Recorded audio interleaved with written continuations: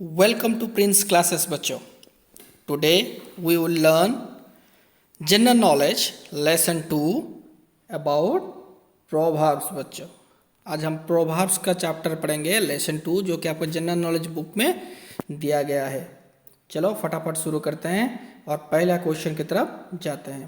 पहला क्वेश्चन पूछा गया है you can not have dash. You can not have dash. इसका सही जवाब है बच्चों you can not have your cake and eat it too. इसका मतलब क्या है बच्चों? इसका मतलब है बच्चों the proverb literally means you can not simultaneously retain your cake and eat it. आप खाने भी चाहते हो और आप उसे रखने भी चाहते हो. Once the cake is eaten it is gone. अगर आप एक बार खा लेंगे तो चला जाएगा. आप रखेंगे किसे बच्चों? आप रख नहीं पाओगे. यह था आपका पहला क्वेश्चन का answer you can not have your cake and eat it too. अब चलते हैं दूसरा क्वेश्चन की तरफ. दूसरा क्वेश्चन एक फेमस प्रोवर्ब है dash keeps the doctor away. सबको पता होगा बच्चा. An apple a day keeps the doctor away. मतलब एक एप्पल अगर रोज खाओगे तो आप डॉक्टर से दूर रहोगे. हालांकि ये साइंटिफिकली प्रूवन नहीं है कि आप हर रोज़ अगर एक एप्पल खाओगे तो आप बीमार नहीं गिरोगे, लेकिन ये बहुत पुराना प्रोवर्ब है an apple a day keeps the doctor away. तो आपका जवाब ये है an apple a day keeps the doctor away. चलो तीसरा क्वेश्चन पे चलते हैं बच्चों. तीसरा क्वेश्चन है variety is dash. Variety is dash. इसका जवाब है बच्चों variety is the spice of life. Variety is the spice of life. कब तक बच्चों एक ही कंपनी का कपड़े पहनते रहोगे, एक ही कंपनी का टी शर्ट पहनते रहोगे, एक ही कंपनी का जूते पहनते रहोगे? अलग अलग ब्रांड भी चूज करना चाहिए ना, ट्राई करना चाहिए ना बच्चों. एक ही कंपनी का पेन अगर पापा ला के आपको दे, आप छोटे से बूढ़े तक क्या एक ही कंपनी का पेन में लिखोगे?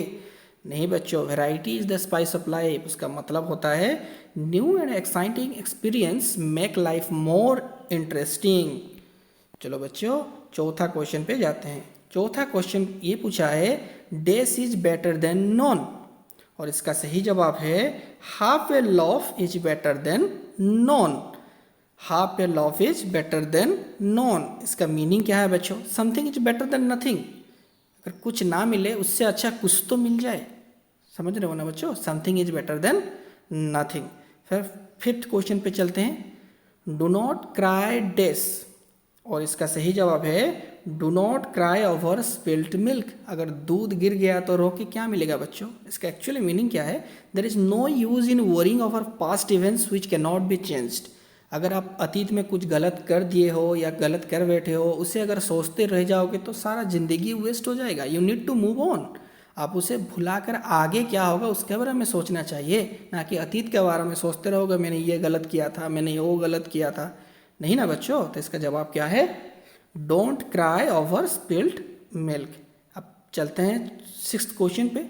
डेस in one basket. Dash in one basket. और इसका सही जवाब है बच्चों put all your eggs in one basket. Put all your eggs in one basket. और इसका मीनिंग क्या है बच्चों? To depend for your success on a single person और ए प्लान ऑफ एक्शन. एक ही चीज़ पे अगर आप डिपेंडेंट ज़्यादा हो जाओगे तो उसे बोलते हैं put all your eggs in once basket. बच्चों सेवेंथ क्वेश्चन पे चलते हैं. Days before they hatched.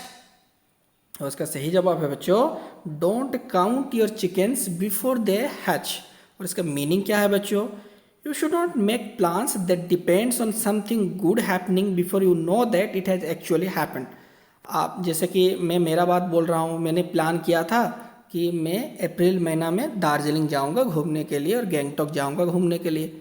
मैंने टिकट वगैरह सब कुछ करवा लिया था. मुझे थोड़ी ना पता था कि ये कोरोना आ जाएगा बीच में. जब तक मैं नहीं गया था तब तक ये सोचना गलत है. आप लोग एग्ज़ाम दे के आ गए और फटाफट से काउंटिंग कर दिए. मैथ में मुझे 100 आउट ऑफ 100 स्कोर करना है. मेरा हो जाएगा 100 आउट ऑफ 100. जब एग्ज़ाम का रिजल्ट निकला तो कितना है 70, 60, 80, 90 आउट ऑफ 100. तो ऐसा नहीं करना चाहिए बच्चों. You should not make plans that depend on something good happening before you know that it is actually happen. जब तक ये नहीं हो जाता तब तक ये सोचना भी मत बच्चों. देन चलते हैं 8 क्वेश्चन नंबर 8 पे, डे स्पॉइल द ब्रथ, ये इसका आंसर है। Too many cooks spoil the broth. Actually meaning क्या है बच्चों इसका? Too many persons involve in managing an activity can ruin it. जो काम 2 लोगों से हो सकता है, जो काम 5 लोगों से हो सकता है, आप अगर उसे 50 लोगों को दे देंगे ये काम करो, तो कोई नहीं कर पाएगा। वो सोचेगा ये करेगा, वो करे, उसका आइडिया इसका आइडिया सब मैच हो जाएगा, कुछ नहीं होगा बच्चों। और इसका आंसर क्या है बच्चों? Too many cooks spoils the broth. चलते हैं बच्चों 9th क्वेश्चन पे। 9th क्वेश्चन ये बोला है there is no smoke dash, और इसका सही जवाब है there is no smoke without fire definition. Fire definition, और इसका मतलब क्या है बच्चों? ये आपका जवाब हो गया बच्चों, too many cooks spoil the broth, ये आपका जवाब है। और अब इसका मतलब क्या है बच्चों? Too many persons involve in managing an activity can ruin it. समझ में आया बच्चों? ये आपका क्वेश्चन नंबर 8 था। चलो क्वेश्चन नंबर 9 पे जाते हैं बच्चों। There is no smoke dash, there is no smoke without fire definition. मैंने क्वेश्चन नंबर 8 2 बार बोल दिया बच्चों। क्वेश्चन नंबर 9 है there is no smoke dash, और इसका सही जवाब है there is no smoke without fire definition. इसका मतलब क्या है बच्चों? If unpleasant things are said about someone और something there is probably a good reason for it. अगर कोई आपके बारे में बुरा बोल रहा है या आपका साथ बुरा हो रहा है, इसका मतलब ऊपर वाला आपके लिए कुछ अच्छा ही सोचा होगा। There is no smoke dash, there is no smoke without fire definition, ये सही जवाब है बच्चों, ये सही जवाब है। फिर चलते हैं क्वेश्चन नंबर 10th की तरफ।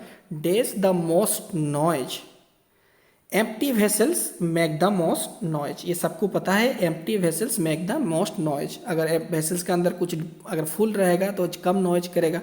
एक्चुअली उसका मीनिंग क्या है? ये आपका जवाब हो गया बच्चों। और उसका मीनिंग क्या है? Those with the least talent and knowledge usually speak the most, speak the loudest and create the most fuse. जिनका पास कम नॉलेज हो, ज़्यादा बकर बकर चपर चपर करते हैं, मुझे ये पता है, मुझे वो पता है, मुझे ये पता है। हकीकत में उनका पास ज़्यादा नॉलेज नहीं होता। अब क्वेश्चन नंबर 11th पे चलते हैं। डेस्ट स्वेप्स वेल, इसका जवाब क्या है बच्चों? इसका जवाब है a new broom sweeps clean, sweeps clean. A new broom sweeps well और स्वीप्स क्लीन, मतलब when someone new takes control of an organisation and makes many changes. मतलब अगर कोई नया एक काम करता है तो अच्छा तरह से करने का कोशिश करता है। जैसे कि एक पुराना सिंगर हो गया, बहुत फेमस सिंगर है, तो कैजुअली सॉन्ग को गाएगा क्योंकि वो उसने नाम कमा लिया है।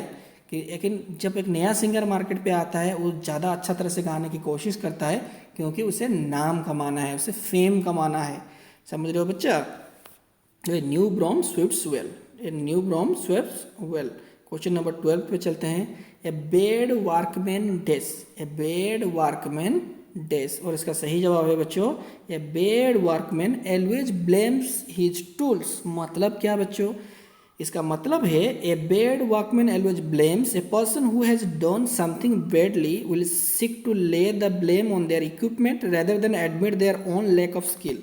कुछ बच्चों को आपने देखा होगा, उन्हें ड्राइंग आता नहीं है, लेकिन हमेशा क्या ब्लेम्स देते हैं? मेरे पास अच्छा कलर नहीं है, मेरे पास अच्छा पेंसिल नहीं है, ये पेपर गंदा था, मुझे बैठने में दिक्कत हो रही थी, यहाँ कंजेस्टेड था, नहीं तो मैं उससे भी अच्छा बना सकता था।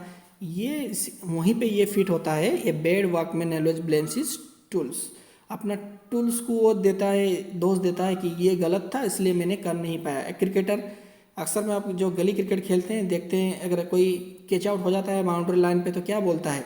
अरे ये बैट खराब था, नहीं तो ये छक्का बाउंड्री का पार जाता। ये नहीं कहता कि मैंने मार नहीं पाया सही से इसलिए छक्का नहीं हुआ।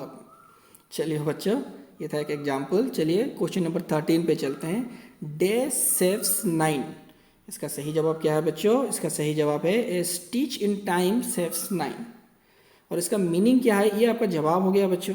और इसका मीनिंग क्या है बच्चों? It's better to spend a little time and effort to deal with a problem right now than to wait until letter.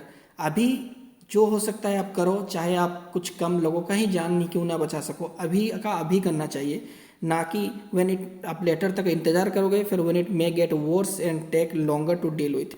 आप कोरोना का एग्जाम्पल ले सकते हो। अभी का अभी तुरंत ही कुछ करना चाहिए हमें। ये नहीं कि आप 5 साल छोड़ देंगे, ऐसे ही रहने दो 5 साल, फिर देखते हैं 5 साल का बाद कुछ कोशिश करते हैं, तब तक कुछ नहीं रहेगा बच्चों। तो dash saves 9, stitch in time, in time, time में करोगे तो सेव्स 9, कुछ तो बच जाएंगे बच्चों। और आखिरी क्वेश्चन पे चलते हैं बच्चों। कट योर कोट डैश, और इसका जवाब है बच्चों cut your coat according to your cloth. According to your cloth, जितना कपड़ा है उतना ही माप के आपका कोट बनाना चाहिए। इसका एक्चुअली मीनिंग, ये इसका जवाब हो गया बच्चों। और एक्चुअली मीनिंग क्या है, not to spend more than what we earn. अगर हम बोलेंगे कि जितना कमा रहे हो उससे ज़्यादा मत खर्च करो, अपने देखो कितना कमा कितना रहे हो आप, उस हिसाब से आपको खर्चा करना चाहिए। तो cut your coat according to your length, ये आपका जवाब हो गया बच्चों। अगर दिस मच फ्रॉम टुडे, ये इतना ही था। Thank you.